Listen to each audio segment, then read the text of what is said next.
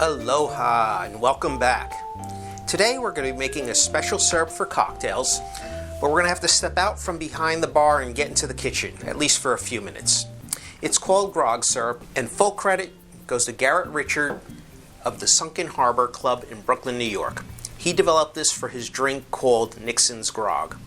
If you go back through history, you'll find out that Nixon was a big tiki guy. He loved Asian and Polynesian food, and while China isn't part of Polynesia, obviously, he loved Chinese food, especially from one place here in Saddlebrook where he retired. So this doesn't use the ordinary Coca-Cola that you get out of vending machines or the fancy ones you get in the supermarket that come in a bottle. This specifically has to be cola from Mexico. Why?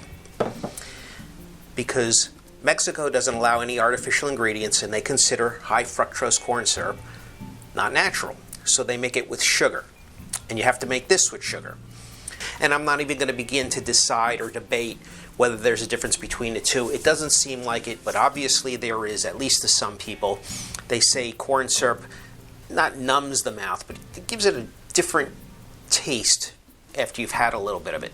And it's funny because when I saw the Coca-Cola guy stocking the shelves in my local supermarket, I asked him, you don't always see it.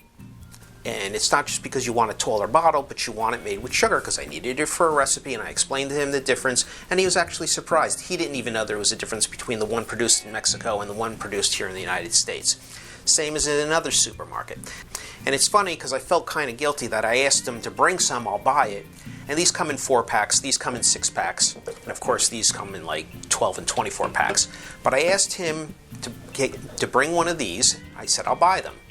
So he brought like 6 the next week, and I felt kind of guilty because I'm not going to buy 6 4-packs. I don't need 24 of these. I just need one bottle will give me 2 batches. I felt kind of guilty, but you know what?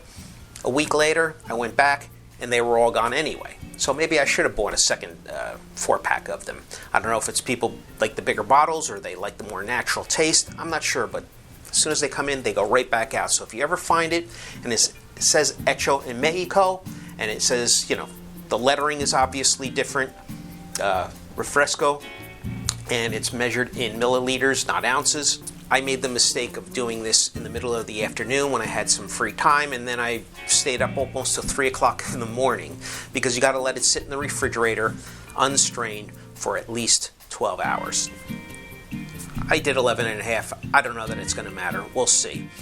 Ideally, you probably want to make this stuff early in the morning, 9, 10 o'clock, so that before you go to bed, you can strain it and put it back in the refrigerator, and then you have it for your cocktail the next day. So the first thing we want to do is we want to go to our supermarket, and we want to look for whole allspice berries. Don't get the ground stuff. It's too fine. It's too powdery. It's not going to work for this recipe. They got to be whole. I was able to get it at Whole Foods a couple years back, but then they expired, and I went to go make this syrup again because it is worth it, and I had to actually order it online.